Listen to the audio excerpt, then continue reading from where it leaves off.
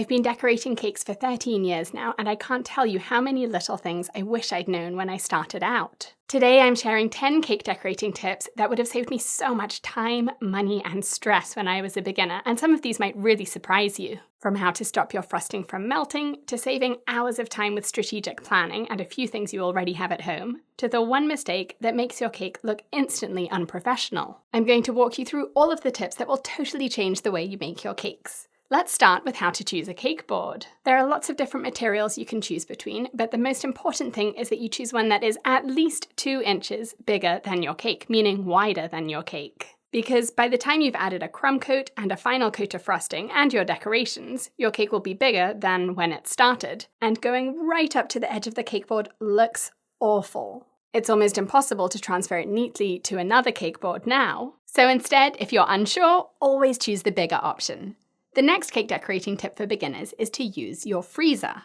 If you try to frost a cake when it's at room temperature, you'll notice lots of crumbs coming off in your frosting, and the cake will slip and slide all over your cake board. Instead, use a dot of buttercream on your cake board before you place your first cake layer down onto it, and then layer your cake and put it into the freezer for 15 minutes, and this will set that dot of buttercream at the bottom, and it will firm up the cake so it's less crumbly. Now when you frost your cake, your buttercream will glide over it, as long as it's the right consistency. And if you need help with that, click the link up here to watch my tutorial on buttercream consistency. And if you're wondering if freezers change the taste of cakes, I've done blind taste tests to check. And I honestly can't taste the difference between a cake that was baked that morning and a cake that's been in the freezer for a week, stored and thawed properly. This next tip is a personal one for me. I moved to Texas about 5 years ago, and I had no idea how extreme the temperatures were. It turns out room temperature really matters when you're cake decorating. I moved here just before a really cold winter, and before my studio was built, I was renting a garage, which I set up to be a temporary cake studio.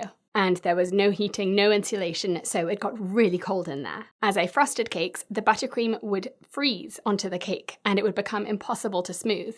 But then when summer came around, I had the opposite problem. The garage was 110 degrees Fahrenheit, and the cakes would literally melt in front of me as I frosted and decorated them. So if you followed a recipe and your buttercream is too stiff, even though you know you've added enough milk, or it's too runny even though you know you've added enough sugar, it's probably the temperature of your room. If you're in a cold room, try putting the bowl of buttercream into the microwave for about 10 seconds to warm it up just a bit to room temperature. And if you think the room is too warm, try putting the bowl of buttercream into the freezer just for a minute or two to cool it down. That way it will be much easier to work with. But don't wait for ingredients to come to room temperature. I know that recipes almost always call for ingredients like eggs and butter to be at room temperature. But that doesn't mean waiting hours and hours with your ingredients on the counter. Instead, put butter into the microwave for 10 seconds, flip it over, and do another 10 seconds, and it will be perfectly at room temperature. For eggs, put them in a bowl of lukewarm water.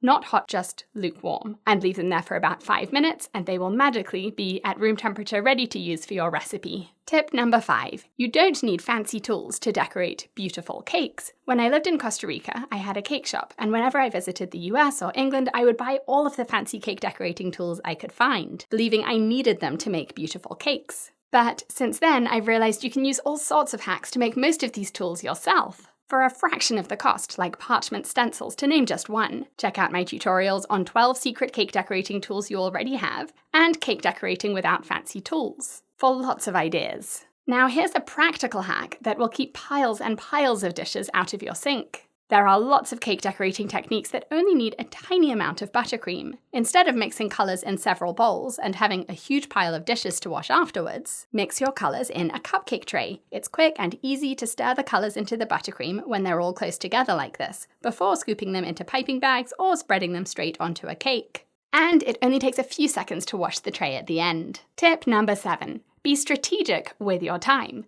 Bake, prep, frost, and decorate in stages to be the most productive. For example, instead of blocking off an entire day to make a cake, which would leave you waiting and wasting time during baking and cooling and any chilling periods, and really would take all day, intentionally schedule each part of your cake. Bake the layers and make your buttercream and fillings while those are in the oven. I used to squeeze this into my baby's nap time like in this video here. Make any decorations you can in advance, like cake toppers, And then you can schedule a much smaller window of time to assemble and frost and decorate the cake. So in total, you'll spend much less time making each cake than if you did it all in one go. Now, here's a way to use a freezer that has been a complete game changer for me, with kids at home, busy schedules, and making cakes for events that get rescheduled.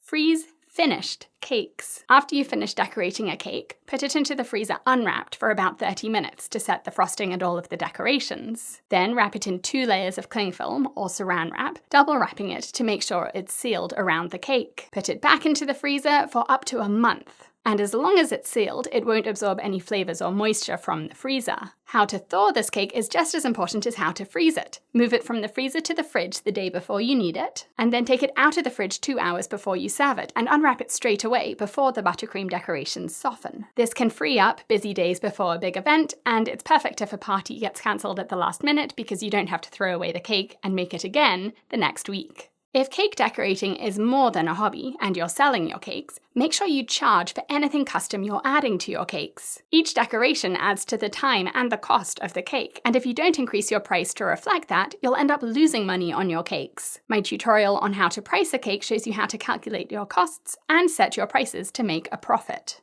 Following on from that, charge for deliveries. There's the cost of your gas or petrol for your car, the wear and tear on your car, and the time of planning, coordinating, and actually delivering and driving back afterwards. If any of these tips were useful, tell me in the comments which one you're going to try first, or if there's anything you've learned the hard way that more beginners need to know. And if you want to keep learning, I've got loads more tutorials on everything from decorating without fancy tools to freezing cakes like a pro. Subscribe to my channel for a new cake decorating tutorial every week, and to take your cakes to the next level, visit my cake school on BritishGirlBakes.com. Thanks so much for watching.